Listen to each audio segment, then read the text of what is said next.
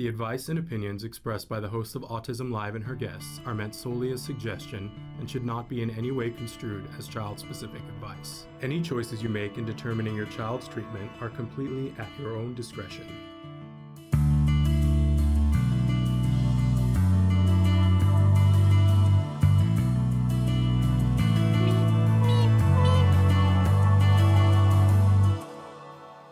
Good morning and welcome to Autism Live on the Autism Network. It's our first full show, live show during the month of April 2022, and I just don't think we could have picked somebody better to set this thing off. Do you know what I'm saying? Like a firecracker. I'm so excited. I don't even have doors shut.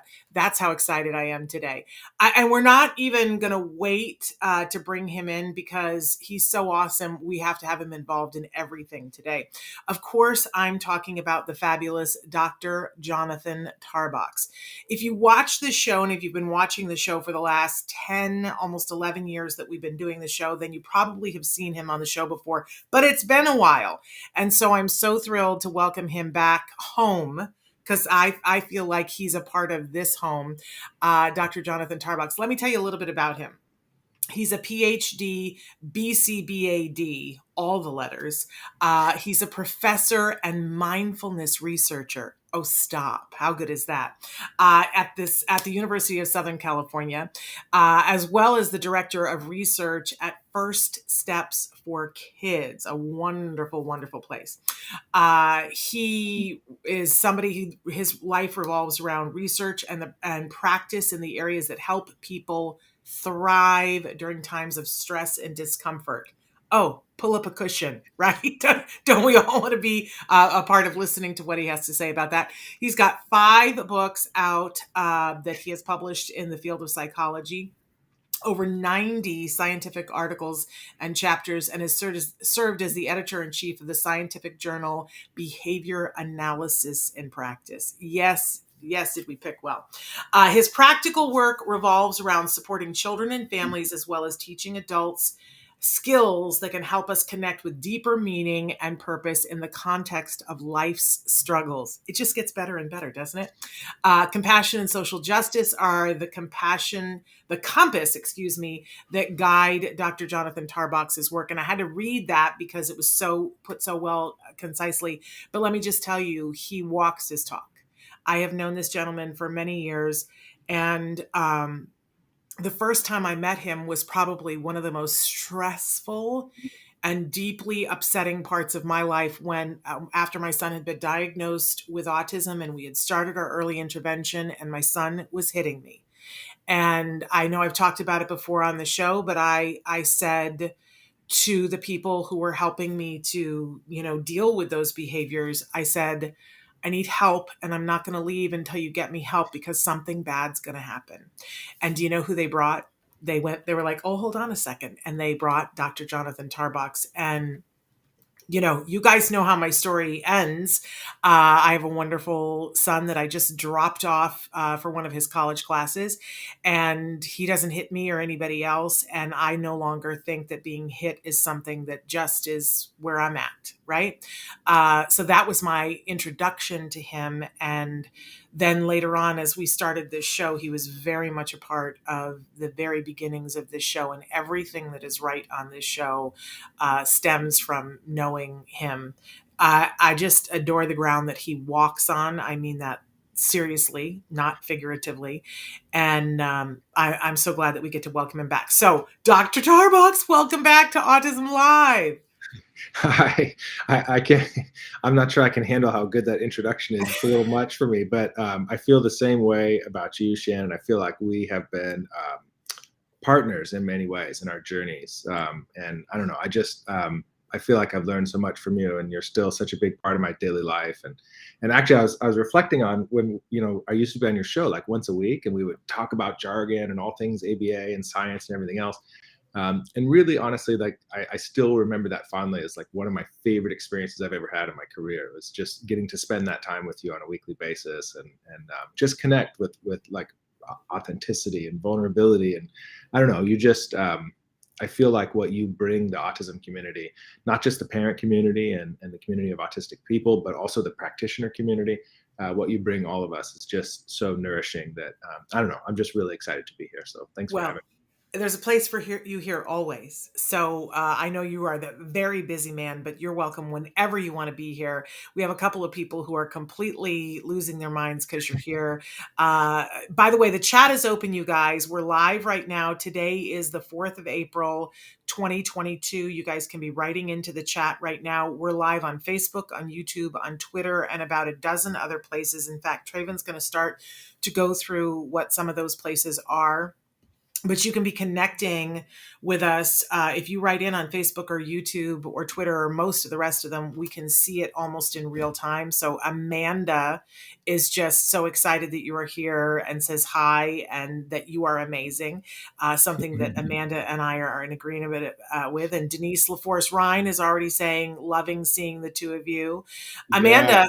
Amanda, who's been with us since way back when, says you answered so many questions back for me back in the day, back when I was doing skills with my son. You helped my son. You helped him so much. He helped me so much. You helped them so much. So there we go. Yeah. Let me also say, and then I'm going to let Dr. Tarbox talk. I know I'm guilty of this all the time. I don't allow our guests to talk, but I do have some business here that I mentioned. We're live on all those places. This show will be available later on as a podcast. You can find it. It's a free download wherever you get your podcasts. And we are the #1 rated autism podcast worldwide. That's because of all of you, because you like us, you share us, you give us reviews on iTunes, which that's my favorite thing in the world when you guys do that. So please, please, please feel free to share. If you find something useful here, share it with somebody else. So Dr. Tarbox, sorry, I have to run through all of that stuff because we need to tell people. Hi to Johanny too from Philly watching us as well. So I also have to say that so often on the show I say, my credential here is that I'm a pony. This is my new thing now, that I'm a parent of a neurodiverse individual. I'm a pony and I love it. It makes me happy. But I'm not an expert in autism, which is why we invite people like Dr. Tarbox, who is an expert in the field of autism and mindfulness. And we do always say to people when we have experts here, there is no expert who can give you individual specific advice in this format. So we all have to be aware of that. But you guys can be writing in questions right now. We have a lot on the agenda to talk about with Dr. Tarbox. Normally, we don't bring our guests in until after Jargon the Day. But today we couldn't bear to do that because when you have Dr. Jonathan Tarbox here, you bring him in for Jargon. And I specifically asked him, is there jargon that because there's a lot of jargon we still haven't done. And I asked him for a jargon term that maybe is a little confusing, that would be helpful if our audience knew. And boy, you picked a doozy. So just to go over the rules of Jargon of the Day here, I want to remind everybody that first we give you the jargon term, and then we give you an actual definition. And often, Dr. Tarbox, I make fun of the actual definition because the definition is filled with more jargon and you're just down that rabbit hole. And then we move on to a working definition, which sometimes is a little, the pendulum swings too far the other way. And then we try to give some context to it, to see if we can't have a beginning understanding. And for those of you who have started watching the show in the last couple of years, you know how I say that I always quote you. There are a couple of things that I quote you with, Dr. Tarbox, but with the jargon, I always quote you that you used to say to us, how do you eat an elephant? One bite at a time. Oh, and that's yeah. what we do. Which is really weird. Can you imagine eating an elephant? It's actually kind of a gross metaphor, but somehow it works. Well, yes, but it's the idea of, how do you climb Mount Everest? You have to do it one step at a time. And that's what we try to do with the jargon terms. So do we feel ready to take this on? Let's do it. Now that you understand how the unconventional rules of this. Okay. No, I love the rules. These are the exact rules that I use to train my grad students too. Is first, you need to be bilingual at least. You need to be able to understand and define in technical terms, and then you also need to be able to just understand and talk about it in common sense terms that you could explain to your grandmother or a client's parent, or that you could just talk to yourself about in a way that makes sense and actually just sounds like people talking to people. And Dr. Tarbox, I have loved that about you since the very first day that I met you, that is how you roll. And I think it's why so many people in the community, when they meet you, everyone describes it the same thing, that it's sort of like, oh, I've stepped into a warm bath. Like I feel like I've come home, I'm with an expert, and they're going to say things in a way that I understand them. And I see you preaching this to your scientific community all the time. And I do see that there are many converts because of you, people who get it and start talking about it in this way. But what is the holdup on this? Why are there so many people in your field who still do not get this?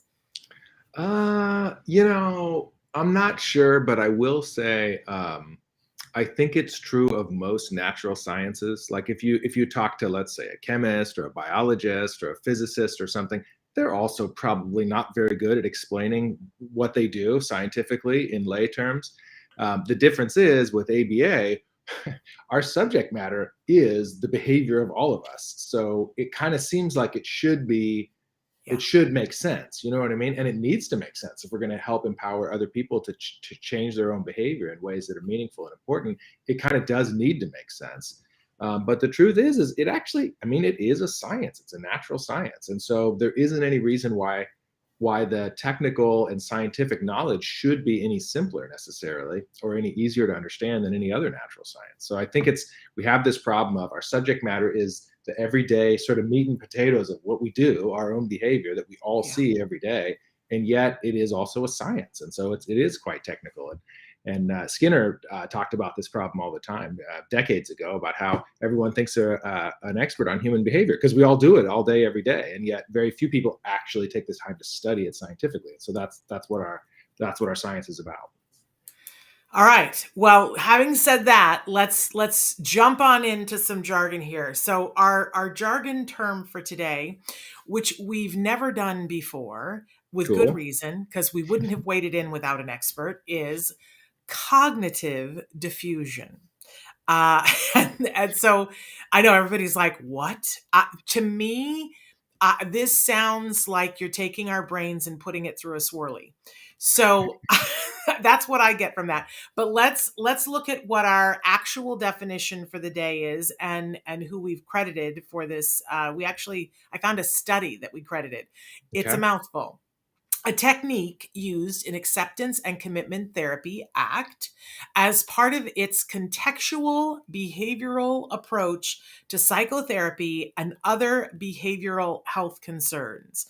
Cognitive diffusion, quote, refers to the reduction of stimulus function transformation that occurs through verbal relation. Thank you, ladies and gentlemen. And this is from the study, Cognitive Diffusion in Acceptance and Commitment Therapy. And you see the reference there, along with the link if you would like to read this scintillating read, which it actually kind of was. But let me first say, Dr. Tarbox, that ACT is something that you're an expert in, that you've been talking about a lot. We talk about it a little bit on the show. But I hear this phrase, contextual behavioral approach, all the time. I have no idea what that means. There's another piece of jargon. That's another piece of jargon right there. I'm not sure, like when you talk about psychotherapy, I bring, more than 50 years of movies and things to that, but I'm not even sure that I really know what psychotherapy is. I think I know a little bit about behavioral health concerns. I'm gonna say that I probably know a little bit about that, but the reduction of stimulus function transformation, oh, you've lost me completely. And then you round it out with verbal relation, and I go, thank you, ladies and gentlemen. Elvis has left the building. Yeah. So this is a classic case of have one piece of jargon and then put 18 more behind it to try to explain the first one. Yeah. Sure. No hope of understanding. So we're going to come back to some of this and see if we can't shed some light on it. But let's move on to our working definition, which again, we're going to swing it far the other way and take it down as much as we possibly can. Cognitive diffusion is allowing thoughts to occur without letting them stop you from doing what is important to you. shut the front door. That's what that other thing meant. Yeah, it actually is. Yes, that you did a good job picking the sort of lay definition and the technical definition that actually do mean the same thing. It doesn't make sense at face value, but it's true. Even knowing it, I can't put the two together. Yeah. But when you talk about this, allowing thoughts to occur without letting them stopping you doing from what's important to you, then I go, oh, holy business, this seems like something that's going to be crucial toward me accomplishing what I want in my life. And being able to deal with some of the crap that prevents me from doing it. Mm-hmm. So first, let's talk about cognitive diffusion itself and what this is and why it's so important. Take it away, Dr. Tarbox. All right. Yeah. So I guess I think it's useful to start with just a teeny bit of sort of backstory on sort of like the human mind and where it came from and how it evolved. And people, a lot of folks in the contextual behavior science field or the ACT arena talk about the human mind or the human brain as sort of like evolved as a sort of overactive problem solver. So you could think of like, when we were cave people running around out on the savannah or whatever, we were constantly having to problem solve, and we were constantly having to avoid getting eaten by a lion, or we were having to figure out where the best, most productive fruit trees were to pick fruit, or we're having to warn each other about, this fruit is poisonous or whatever. So basically we had to evolve the ability to detect disaster in the future and create rules for how to avoid disaster.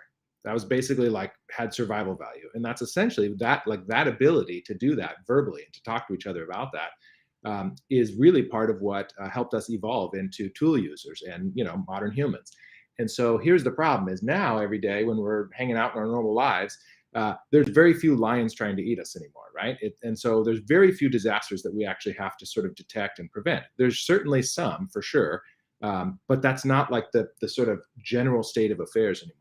Usually we're relatively safe physically, right? And usually we're in a situation where it's better to just tune in and be present and just do the thing, like perform, like be fully present with whatever you're going to do and enjoy it, and move towards what matters to you. That would be ideal, right? But we've got the human mind, or this sort of problem solving machine running on overtime constantly. And so cognitive diffusion work is about learning how to build a better relationship with that mind that's always coming up with thoughts that frankly, most of the time aren't that helpful. And so we've got this like sort of constant presence and availability of like thoughts like, I'm too tired, or I'm too stressed out, or I'm too, if you want to take it to, parents of autistic folks, maybe it's like, he should know that what he did was wrong. He needs to take responsibility for it, or I'm too exhausted, I can't do it, or, I'm not going to have the future that I thought I was going to have for my family, right? All of these thoughts pop into our heads that frankly, most of the time aren't that useful. Like if it comes time to planning a strategy for the IEP meeting, yes, we need that sort of problem solving, overthinking, like strategizing mind. That's helpful then. Most contexts, it's not that helpful. And so cognitive diffusion is about, it's a set of skill training procedures that help us develop new skills of dealing with our own minds and responding to our own minds. And so one way that Steve Hayes puts it is notice what's there, take what's useful and use it, and leave the rest. Like we don't have to get rid of it, but just set it aside and move towards what matters. So let's just say it's date night, right? Like imagine that we ever had time for that, right? But you're out to dinner with your partner and like you got an hour to enjoy your time with your partner. Is that a great time to be worrying about the future? Like, is that a useful context in which it's productive and practical to be thinking a lot about the future and what could go wrong? Not so much, right? It's not to say we shouldn't plan for the future, but in that context, when you have that opportunity to share some moments of intimacy with your partner, in that context, those thoughts aren't useful. So it's about noticing those thoughts and gaining the ability to sort of set them aside and then tune into what really matters to you in the moment. It's kind of amazing. And I love some of the comments that we're getting. I know I've been able to do a little bit of ACT in relation to being a parent of someone who's neurodiverse. And one of the things that I noticed was, and then I notice now across the board, and I look at this for not just myself, but for everybody, is that I had all these things that I really wanted and still want for my son that had to do with independence. But I am someone who's very fearful of the world. And I have all of these thoughts about, like, I've had many people call me and say, don't watch that Netflix show, The Worst World Roommate in the World, or whatever that is, because they've said you'll never allow your son to move out of your house. Don't do it, Shannon. We know you, because I can get bogged down in those fearful things about what if this and what if that and what if that, to the point where it has come out of my mouth before that I would like to duct tape my son to the wall so that nothing can ever happen to him. Yeah. And so I think about things in terms of that I have this going on in my head. Yeah. But a lot of times people will tell you, well, just let that go. Just like, ignore that, pretend it doesn't happen. That has never worked for me, but that's not what you're talking about, right? No, oh no. I mean, that would be great. If we just had an on-off switch for unhelpful thoughts, great. Hit the off switch, And some people learn really maladaptive ways of hitting the off switch. For example, too much eating? Alcohol, right? Eating? Yeah. Too much eating, too much alcohol, too much sleeping, too much binging social media or Netflix or whatever. All of those things, if we do them to excess, kind of do turn off those unhelpful thoughts in the short term, right? But then we wake up the next day and we're like, man, why did I eat all that? Or why did I drink all that? Or why did I blow 3 hours on stupid social media when I had important stuff to do, right? And so it's not a real solution. And so, it would be great if we could turn it off. We can't. It's not an option. To have those unhelpful thoughts is to be human. It's just part of how we're wired as human beings. We don't get to not have them. It's not an option.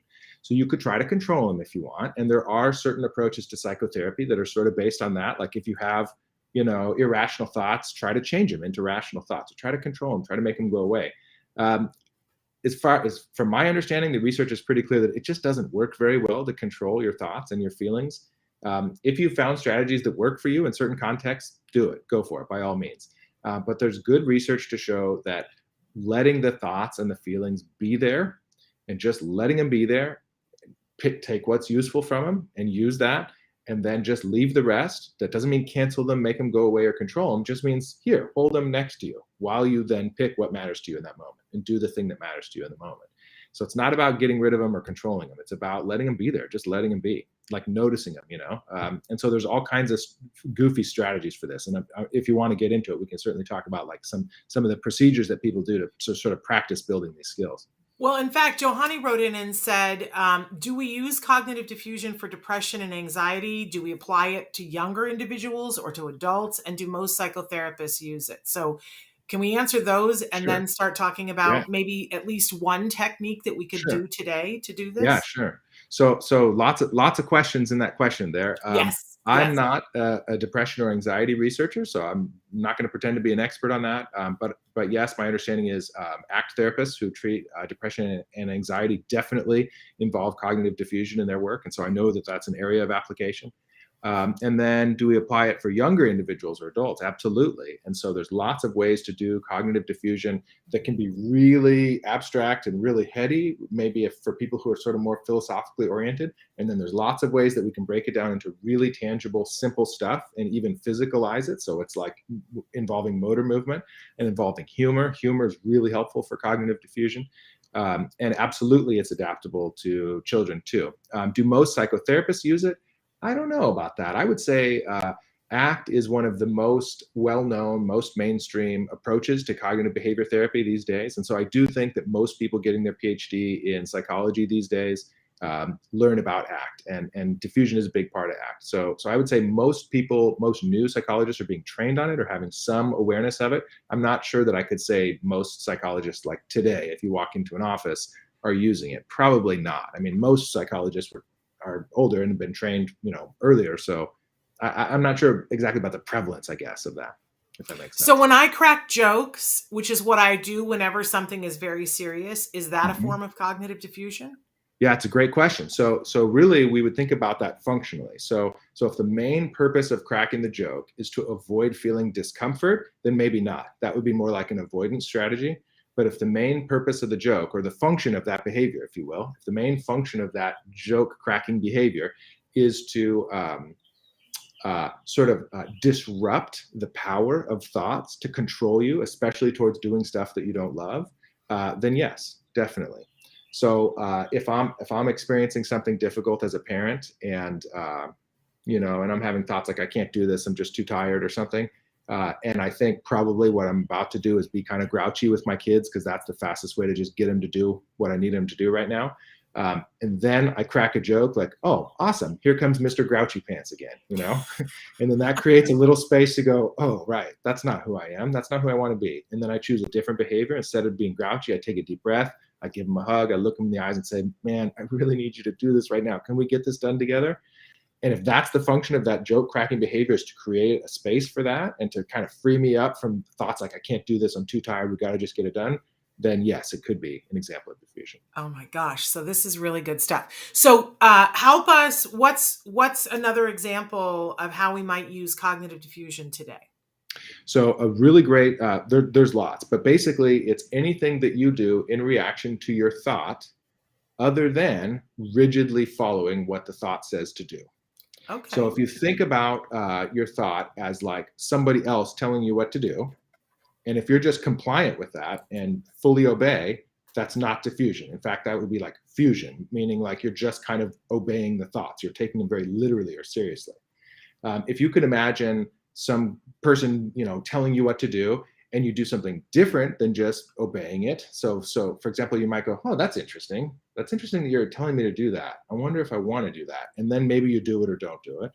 Or maybe you repeat the command back to the person in a silly voice, like, in a Batman accent or something, or maybe you like spray paint what the person commanded you to do on the wall instead of actually doing what they told you to. You get where I'm going? Just anything other than just obedience to the thought. That could be an example of practicing diffusion. Interesting. Okay. Fascinating. And so when you're teaching a parent, because part of the reason why we're talking about this is a lot of times, whether we're the person on the spectrum, because we see that there's some perseveration on things with, Sure. with people that are on the spectrum, but I think that people who are much better at perseveration are the caregivers, parents, that sometimes we get stuck in a groove. Sure. I will hold myself accountable and say I easily get stuck in a groove. I say sometimes that, when my son was diagnosed with autism, there were things that I was angry about. Yeah. And that I was resentful about, that had nothing to do with him, but it was all about getting services started, who I needed to be in order to make things work, that I didn't always feel up to it. Right. I always like to define that, because people go, "Oh, you were mad at your son." Not at all. No. Not one day, not a single day was I mad at him. What I found difficult and trying was negotiating and you guys know what I'm talking about, right? All of the stuff that you got to negotiate, the paperwork and all of that. That was what was overwhelming. And I could get myself angry. I was like a lighthouse looking for who could I put the anger on. Mm-hmm. And then when I could find somebody that I could be really angry about, then I would sort of rigidly stick into that and be in this groove of, and the sort of script was, nothing good ever happens for us. People aren't trying to help us. And I would be stuck in that mode, while I would be in a place where somebody really probably was available to help me, but I would come at them with a wall of anger. So if I'm a parent who finds myself stuck in that negativity, Mm-hmm. and not open to having the people who are in front of me who want to help me, how would we use cognitive diffusion on that, Dr. Tarbox? Yeah. Well, I would say use the trick called name your story. And so you were talking about this sort of narrative and this story and this theme you were living inside of, about being angry and about people not helping me and all that. So like, if you could come up with if that was like a theme song for your life at that time, like a Broadway theme song, what would it be called? Nobody cares. Probably. Nobody cares. Yeah, Okay. nobody cares. So then if I was your trainer right now, what I'd be back then, what I would recommend is, when you notice you're in a situation where you're feeling angry again, and it's possible that you're in a context where someone actually is going to help you, and so maybe anger isn't the most effective or most practical strategy in that context, you could try just noticing, just practicing noticing and saying something like, oh, here comes the nobody likes me story again, or nobody cares story again. Or you could say like, oh I'm going to man. work this up into a musical number when I redo my show.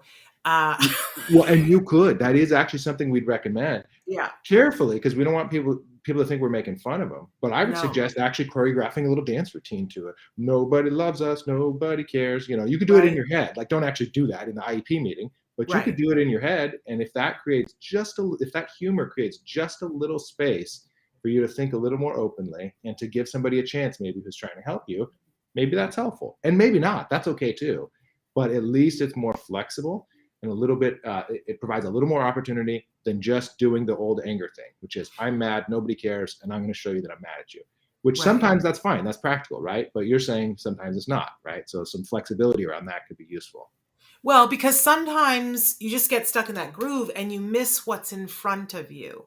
But what I love about this is it doesn't say poo-poo it. It says, let's bring it right out into the light. Let's look at it. Is it useful? And if it's not, like, what else do we have? Exactly. I love that, because otherwise we're pushing it down, stuffing it down. And I think that leads to all kinds of not fun things. All right. Yeah, go ahead. Oh, could I share one more strategy? Yes. I learned from you. So this, no, I mean, you taught me this. So I was reading your book, or like the proofs or the galleys or whatever for your book a couple of weeks ago. And I was reminded of one of my favorite pieces of wisdom that I got from you, which was other people's opinion of my parenting are none of my business. And I think that's a diffusion strategy. I mean, you didn't create it that way on purpose necessarily, or maybe you did. But to me, that's a diffusion strategy, because I'm walking through the store. Maybe my kid is acting out or something. I immediately start to think everybody thinks I'm a bad parent, or everybody thinks I'm a bad dad, or whatever. Right then, in that moment, if I then choose to do something that's not in my kid's best interest or not in my best interest, just to help me avoid other people's judgment, then in my opinion, I've kind of lost, right? I've lost the battle. So what I want to do is what matters for my kid and what matters for my family. And so if in that moment, I remind myself of the mantra, other people's opinion of my parenting is none of my business. And then that creates a little opportunity to then choose something that I really care about, rather than just responding to that thought of everyone thinks I'm a bad parent. That's a great example. Wow. Well, that's powerful for me. It is something that I found myself saying a lot. And even for those of you, I think we've talked about this before. I do have a book coming out, and Dr. Tarbox was so nice to read it ahead of time, and which I so appreciate. And what's funny is that somebody else that I had read the book then went to my son and made a comment to them about something that's in the book. I talked about Halloween and how we didn't allow my son to have candy for a lot of years. And so this person who I love and adore, and I respect their opinion, went to him and said, oh my gosh, I can't believe your mother didn't allow you to have candy for Halloween. And then he came to me and said, boy, the look on her face, it was like, you're horrible for not. And I said, how did you respond? And he said, I told her I didn't like candy, but I found myself in that moment where I was like, oh, am I a terrible parent and then I went, did I not just write in a book the thing that I'm supposed to say to myself? And then I sat there in the car and I was like, wait a second, their opinion of my parenting is none of my business. Even though I love and respect them, they weren't with me in that moment. And then I went, it's that Ileana Van Zandt thing of heal yourself. and then I kind of made fun of myself and laughed about it. And I was like, oh, this is so funny. I need my own book. Well, no, but see, that's important because, and I didn't mean to interrupt you, but I'm happy that you shared that, because none of this stuff, any of the cognitive diffusion or any of the other ACT work, none of it is knowledge that once you have it, you're done. All of it is an ongoing practice, just like mindfulness practice, just like yoga, just like exercise, just like anything, kindness, even, and compassion. It's an ongoing practice. No, like understanding the concept is not what it's about. It's about making choices every day to practice that. And then when you recognize, oh, like I'm not perfect at it, 10 years later, 20 years later, you got the #1 autism podcast. You're like a parenting guru in autism, and you too, every now and then, need to remind yourself, what? Every now and then? Opinion of my parenting, none of my business. And that's okay. That's not a failure. That's you doing the work. That's the practice. That's what it's about. Amen to that. See how he can turn it all around. I just want to acknowledge Gareth has written in and said that doctors tend to not understand when he's talking about being stuck in a negativity thing, and that many just read books to apply. But I want you to recognize, Gareth, that in some ways you're doing exactly what I was doing before about making these definitive statements about nobody listens, nobody cares, nobody understands. And that maybe you can use some of the things that Dr. Tarbox was talking about to acknowledge that that's what you're feeling. You're feeling like nobody listens, nobody understands. But is that the whole truth? Right, exactly. And being stuck in a negativity loop, it's awful, and it's part of being human. I mean, we've got names for that. I guess if you get stuck bad enough in a negativity loop, you can get a diagnosis of depression. If you're not getting out of bed, if you're not doing stuff that you want to do, not living a life of meaning and purpose, then you can go and get a diagnosis so they can stick a name on that. And also, though, it's just human. We all have the full range of human emotions. Nobody gets a free pass on any of the emotions. Nobody gets to be positive all the time, and nobody gets to be negative all the time. It is normal to get stuck in negativity loops. And so if you're interpreting, and again, I know we can't give specific advice, but if one is interpreting doctors saying like, here, read this book and get over it, that is definitely not what I'm talking about here. And that's not what cognitive diffusion is about. It's about noticing the negativity loop and making room for it, and then asking like, is it useful right now? Is there another thing that I can do other than what I normally do in response to experiencing the negativity loop? What choices do I normally make? And is there space to make a little bit different choice? And just try it and see what happens. And if that wasn't effective or powerful for me, tomorrow I make a third choice and a fourth choice and a fifth choice. The idea is get out there and try many different things, even still while I'm stuck in the negativity loop. Try different behaviors and see which ones impact you in ways that are meaningful to you. And it's still not going to make the negativity loop go away. The question isn't how to make it go away. It's how to develop new flexible habits in its presence. And maybe making room for finding, you might have been to 32 doctors who aren't helpful, but it might be the 34th doctor that you go to that might be helpful. It's possible. Yeah. And I can empathize with how frustrating and demoralizing that is. I mean, many of us have had that experience. That's very, very challenging. All right, we're going to move on to our question of the day because we've got a lot to talk about, and we're already more than halfway through the show. Our question today, you guys can be writing in on any of the platforms that we're on. Nope, that's Cognitive Defusion. Here we go. What thoughts are preventing you from being able to do what is important to you? So here it's like smack in your face. I already told you, for me, a lot of times keeping my son safe in the world, the crazy world of my even before I had my nieces used to make fun of me whenever I would say anything to them, and they would say, "There's constantly a man with a knife chasing you, Aunt Shannon." And I would go, "And your point?" Yes, there is, because sometimes there is. And but that's the way my brain works. But I have to not allow that to prevent my son from having his independence and growing up to be who he is and who he's supposed to be. But now it's on you guys' side. What if you want to share publicly? Please feel free to do that in the chat. But I would encourage all of us to think today about what thoughts are preventing us from being able to do what is important to us.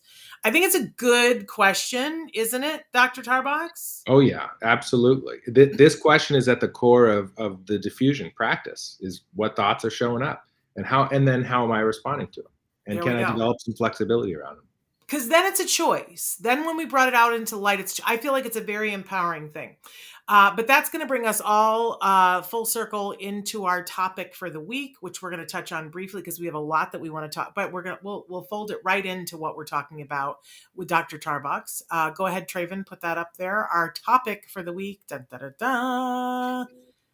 I'm stalling because I don't remember it exactly. Oh, yes, of course. There it is. Seeing the bigger picture, which I feel like goes right hand in hand with the first thing that we're going to talk about, because we mention ACT a couple of times here. Why is ACT, Dr. Tarbox, which has a lot to do with this thing of seeing the bigger picture? This is a hot topic especially for parents of neurodiverse individuals, parents of individuals who are on the autism spectrum.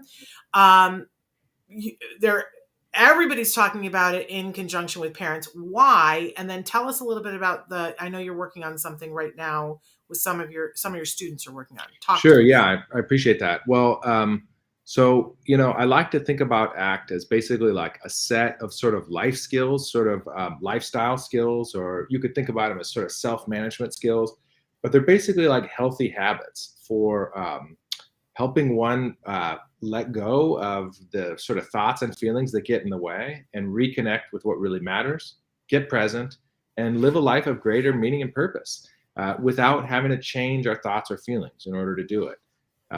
So basically, like, who wouldn't want more meaning and purpose and less struggle with thoughts and feelings? Who wouldn't want the ability to be more present with whatever's happening in life?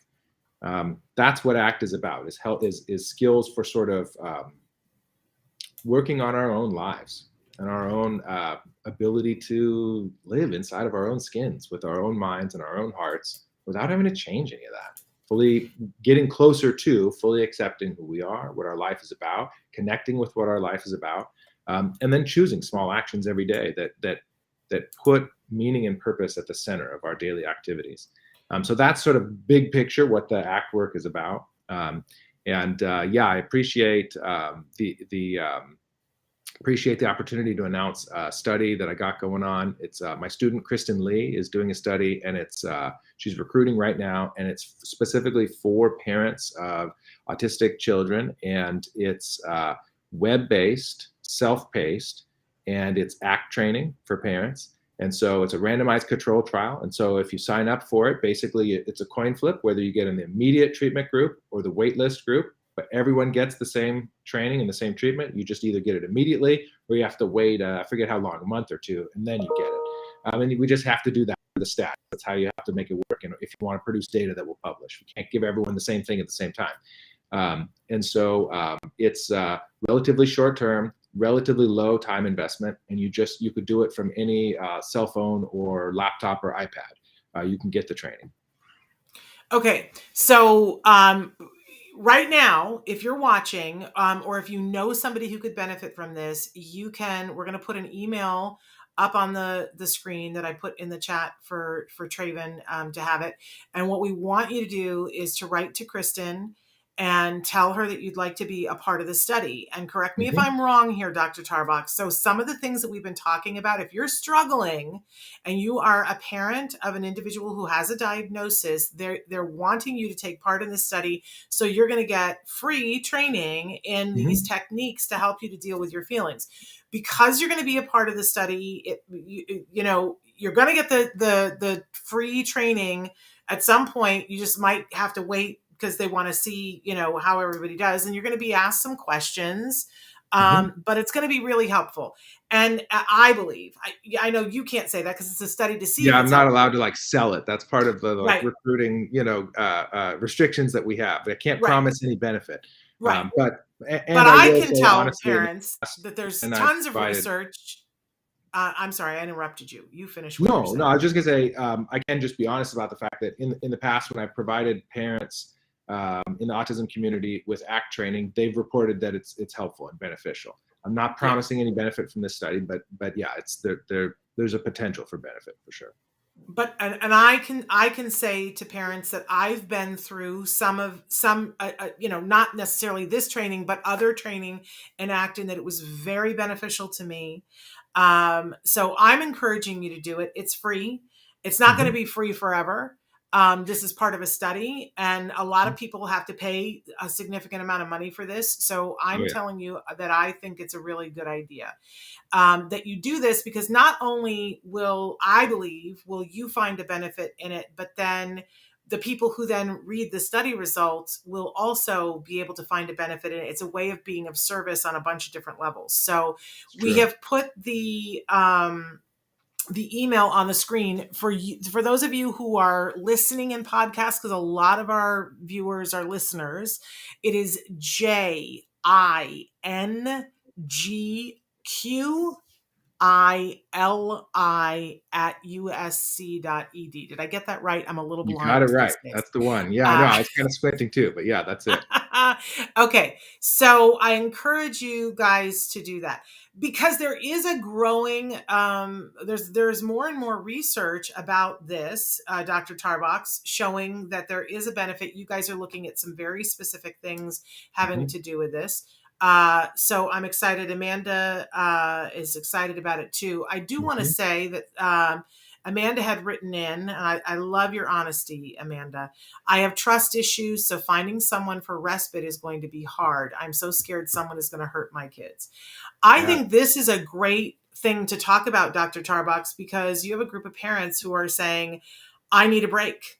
I need a break in the worst possible way. And I understand if I don't get a break, I'm pushing the limits of what I can do as a parent, and I might even get sick. Yeah, Like, for sure. like we cognitively understand all of that. If you talk to any of us, we all get that, right? But we have this other thing on the other side that says, I don't know who to trust. I'm not sure that I can trust anybody. So I'm not even going to look, or I start to look and I get afraid and I shut down from that. And that's why parents don't find respite care. But these two things are so important to us. I need a break. I need my kids to be safe. And it's like, bung, bung, bung, bung. This is something great that you could bring ACT to. Yes? Yeah, yeah. So I would say, this is a great opportunity to practice diffusion skills. So you can notice the thoughts that show up, and you could even write them down. Like, I don't trust anyone with my children. I don't want my child to get hurt. Maybe even some darker thoughts, like some respite people abuse children. That thought is not logically false. That is a true thought, right? Write them down, and then you can practice just responding to those thoughts in a variety of ways. So one way of doing it is just taking a step back. You could do it physically or psychologically and just say, I notice that I'm having the thought that I don't trust anyone with my kids. Or I notice that I'm a parent named Amanda, X number of years old, living in X state or country, wherever you are, having the thought that I don't trust a professional with my child's safety. And it's just a different way of responding to that thought. Maybe in the past, you'd be just about to make a call or send an email to a respite provider. You'd have the thought, I don't trust anybody with my kids, and you close the laptop. So instead of that, maybe you have the thought, or you're about to email a respite provider. I have the thought, I don't trust anybody with my kids. And then I say, gee, that's interesting. I notice I'm a 45-year-old dad having the thought that I don't trust anybody with my kids. And then just take a deep breath and then just kind of notice, do I want to close the laptop, or is there an opportunity to send an email? Is there an opportunity to do a Zoom interview, at least with a respite provider? Could I maybe reach out to some trusted friends who have had success with respite providers, and maybe I could interview them?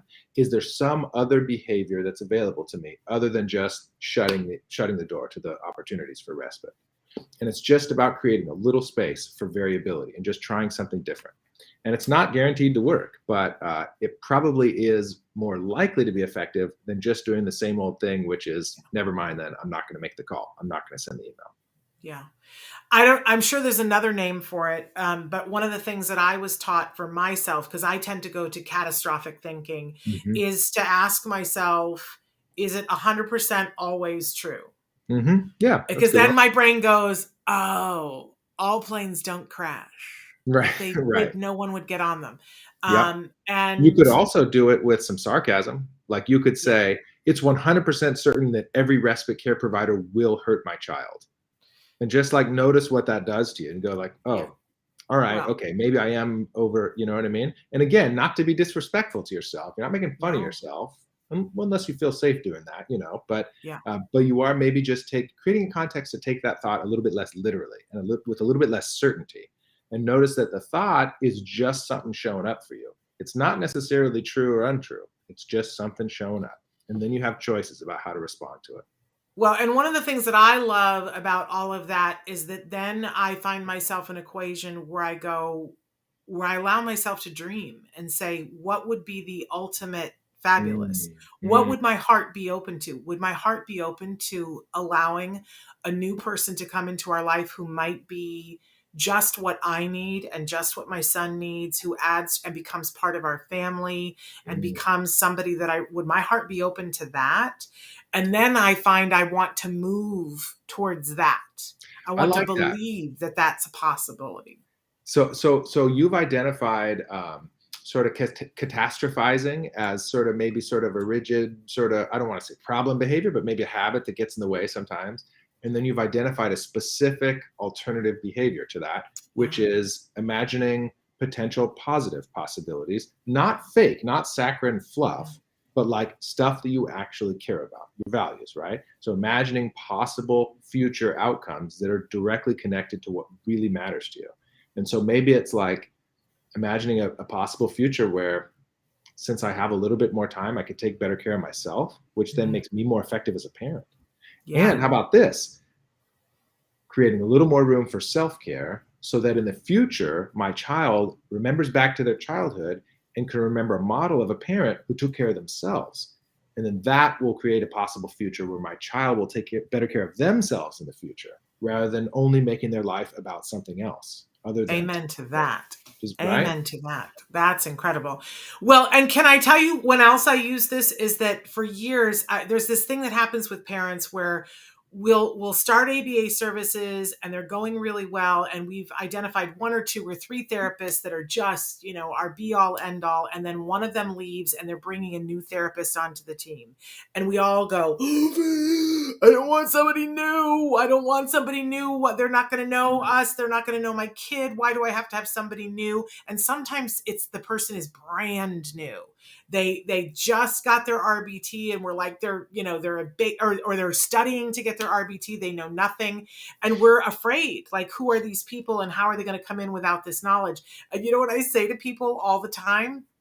There was a mom one day who let Dr. Jonathan Tarbox into her house and he was seeing a child for the first time and she let him come in and look, she won the lottery.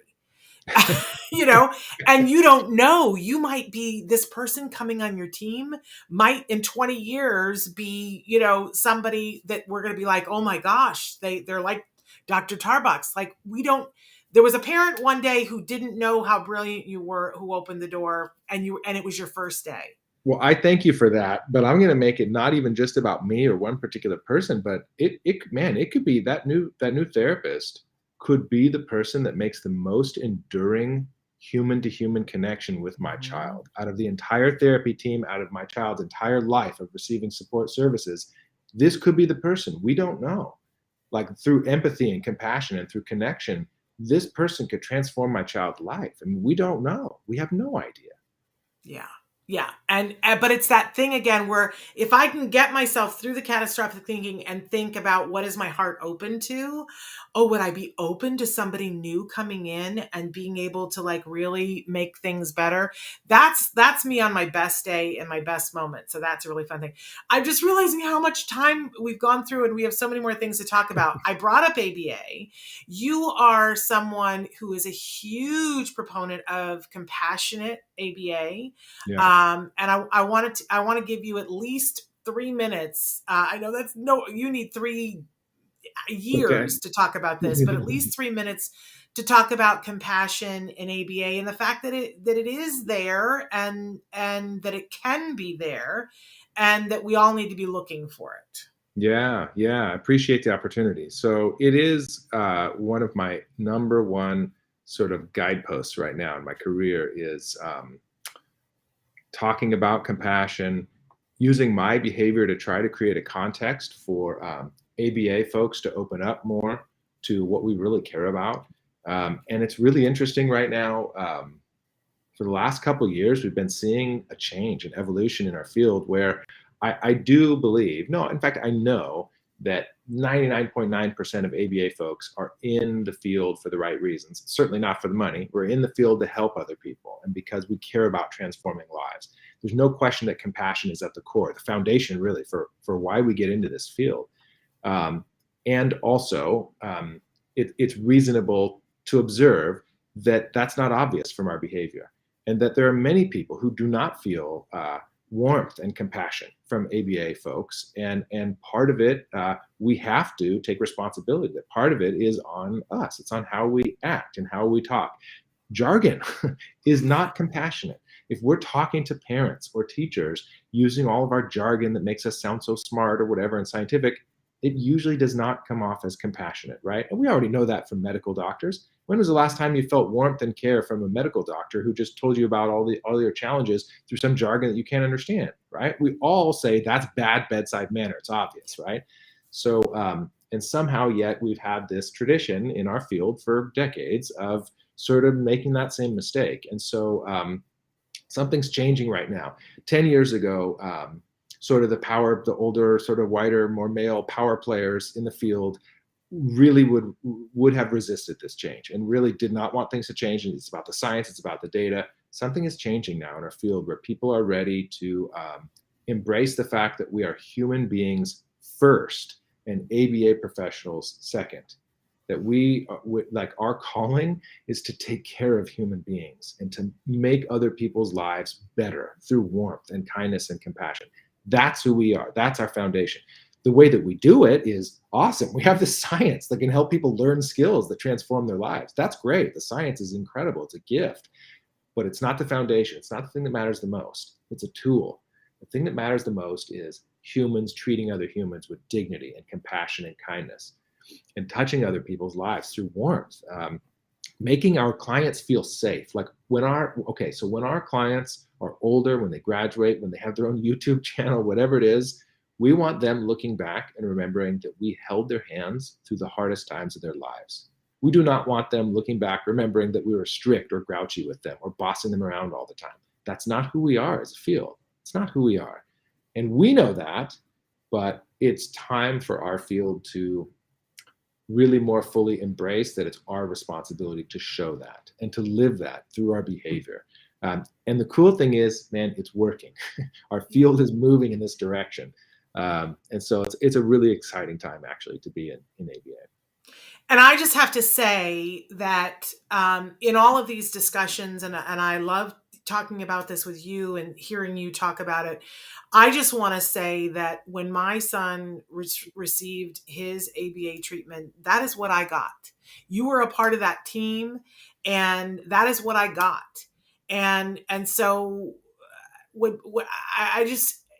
I want to acknowledge that we're trying to open everybody's eyes to the fact that ABA is something that has the great potential to be compassionate.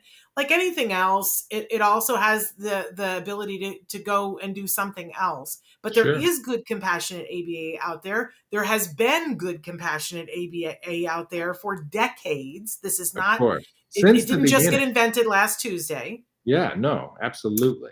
But I do think that ABA in general needs a new PR. It needs a do-over because most of the information that's out there doesn't acknowledge this. But I'm so glad that you guys are starting to put this forward and saying this is an important piece of this. I think what was happening was that you guys were so busy out there doing your jobs and making people's lives better that you weren't telling people, oh, by the way, here's what we're doing. And that's part of what happened. But, here we're all about telling the stories. So I just have to tell the story that my son received compassionate ABA and Dr. Tarbox was a part of that team. And it's the best thing ever. So I want to say that. We've only got like 2 minutes left. They want the email address for the study again. Traven, can we put that back up and leave it up maybe till the end here? We've only got a minute, but I don't want to leave without talking about the implications of neurodiversity for ABA, because I know that this is a topic that you are someone who's speaking out and it's very important to you. Yeah. I just want to say that I really appreciate the neurodiversity movement, and I feel like it's a gift, and it's helping us do better in areas of compassion. It's helping us fight ableism in our treatment goals and our treatment plans and our approach to treatment. It's helping us honor autistic culture and autistic perspectives. And the cool thing about doing that is, man, what our autistic friends and colleagues are telling us is stuff that we already care about. And like we neurotypicals, if we even are, we neurotypicals could do so much better. So for example, how about not getting so hung up on what it means to be professional or what it means to be correct social behavior? Let's be a little bit more inclusive and accepting of each other and a little bit more compassionate. That comes from autistic culture. And when you think about it, that's really interesting because, man, aren't we neurotypicals the ones that are supposed to be helping them with social skills? And they're giving us the lesson that be more inclusive, be less hung up, right? On what it means to be correct socially. That's an incredible social skill. That's an incredibly higher order social skill. That's so much more important than sharing or turn taking or eye contact or something. You see what I'm saying? So I feel like we are learning so much from the neurodiversity community. And I just appreciate it. And it's already paying dividends, but the next 5 years in ABA, we're seeing a really important evolution.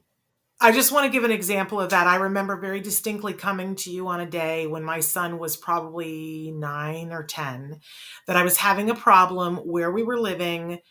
We had to park on the street, a very busy street, across from the condo that we were renting. And every day it was so stressful for me.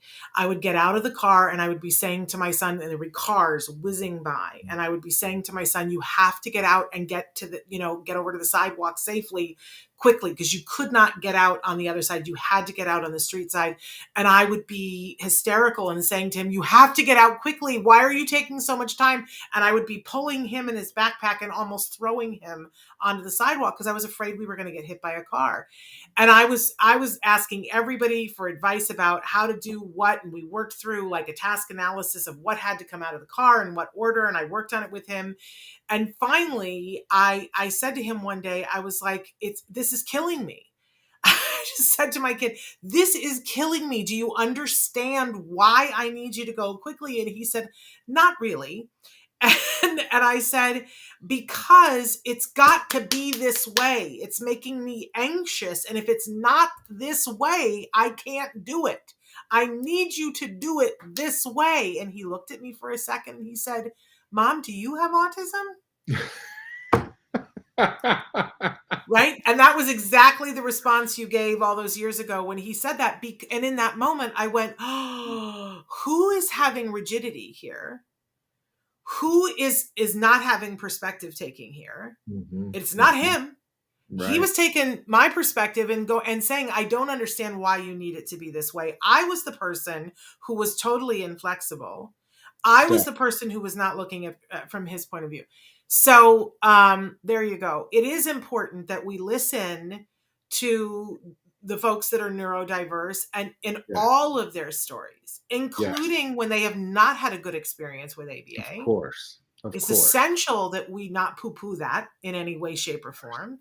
And I love that you and a growing number of your field are embracing that and saying, this is the stuff we need to know. I just love you so much. Oh, thank you.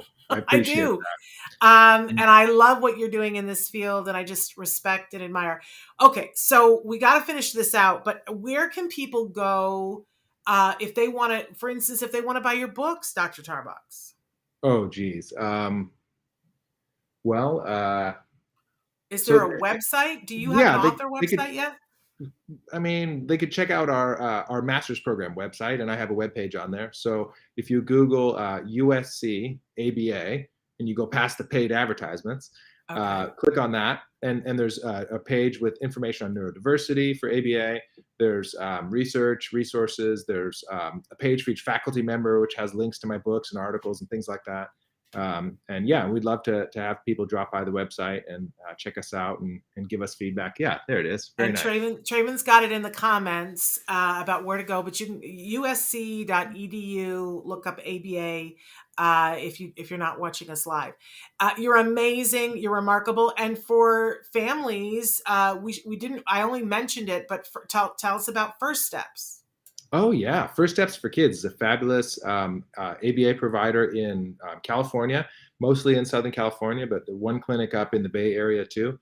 And sort of a medium-sized, still like family-owned mom and pop ABA provider, really high-quality services. So, and they specialize in younger ages. So if folks are looking for ABA services in the sort of Southern California or Bay Area in California, Yeah, firststepsforkids.com must be. Yeah, firststepsforkids.com. Check them out. They provide great services for sure. And it's possible they might run into you if they're there Yeah, inside I'm of the help. director of research. So yeah, I help out So there you with go. a variety of different things. Yeah. Amazing. Can we have you? We didn't get through a tenth of what we really wanted to talk about. Can we have you back sometime? Yes, please. I would love to spend more time to talk about compassion, neurodiversity, any of that stuff. That would be really I neat. The anti-ABA movement, I'm open to talking about anything. So, Yeah, it's yeah, I'd all love to good. do I love that about you. So many things that I love about you. Thank you so much for being here. that. If I Thank could you. just, and you can stay if you want. I'm just going to go through the rest of the week, or you can go because we kept you longer than we promised. Do you need to go? I don't need to go, but Okay. do your thing for the show, and I'll hang Okay. out until I get Well, I kicked. do have to say that this week is absolutely amazing. It's totally off the hook. For those of you who've been watching, you know that we're moving into our new studio. We have a brand new studio, Dr. Tarbox. Next time, maybe we can have you come and join us. I'd like to come in person. That'd be really cool. It's like everything I could have ever dreamt of before. And we've started the move-in process. It's going to be a while before we're actually doing live shows there, but it's started. So everything is that sort of wonky right now. But we still have this amazing week. Started with Dr. Tarbox. Tomorrow, we have Asked Dr. Doreen with Dr. Doreen Granpeesheh, and it's the birthday show. Her birthday is coming up in this next week. So Cool. for any of you that want to send a message for Dr. Granpeesheh, she loves birthday messages. So if you have something that you want to say to her, you can send those to me right now, or you can put something in the comments, or you can write in tomorrow and watch the live show. My email is shannon@autism-live.com. We would love to just shower her with birthday messages, but please also be writing in your questions for her as well. So that's tomorrow. On Wednesday, you guys, for the first time in many years, probably as almost as many years since you've been here, Dr. Tarbox, we're welcoming back Holly Robinson Pete. And oh my goodness, you guys, she is just so amazing. She's got stuff to tell us that is absolutely pivotal. If you're a Hallmark fan like I am, she's got a new deal at Hallmark, which is just going to be amazing. And if you didn't see The Christmas Journey, which was the first time in a Hallmark Christmas movie that there was a leading character on the spectrum, and by the way, non-vocal. I mean, come on. Holly's getting it done over at Hallmark.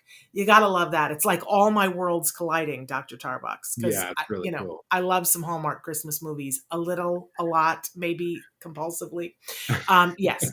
And then on Thursday, we are having a full hour of Let's Talk Autism with Shannon and Nancy. And our guests are Matt Asner and Nava Paskowitz Asner, in an interview that we, unlike any that we've done before, because we're going to ask them some questions where we get like really down to it.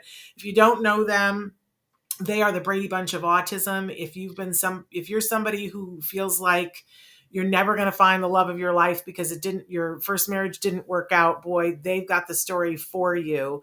6 kids now in their blended family, 3 of them on the spectrum, and they're running a center. It's absolutely amazing. So they're going to be here with us. And then on Friday, we're showing one of our best episodes with Dr. Temple Grandin. Don't forget, Dr. Temple Grandin is here with us again live on the 18th, and you can be sending in your questions for her. We've got an amazing month, but that's just this week coming up. It's an amazing week.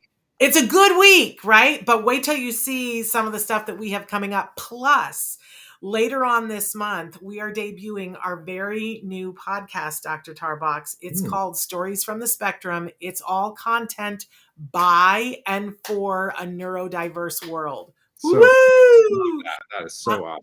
Isn't it? And I've started to see some of the artists' work that we're going to be featuring in our first maiden voyage, and I got goosies. I got major goosebumps. I'm just loving this so much. So we're gonna have more news about that. I don't have the release date yet, but it's coming up in April. So all of that and more are coming up. But thank you to Dr. Tarbox. Thank you to all of you. Look at how much longer we've gone. I gotta let you guys go. We'll be back tomorrow.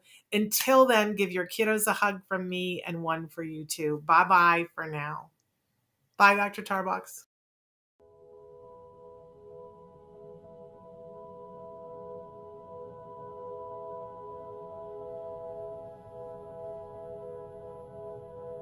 If you found anything helpful in this video, please give us a like. In fact, make sure that you smash that subscribe button on YouTube and give us a like on Facebook. You can also follow us on Twitter and on Instagram for important updates. And please download our free podcast wherever you get your podcasts. Thank you so much. See you next time.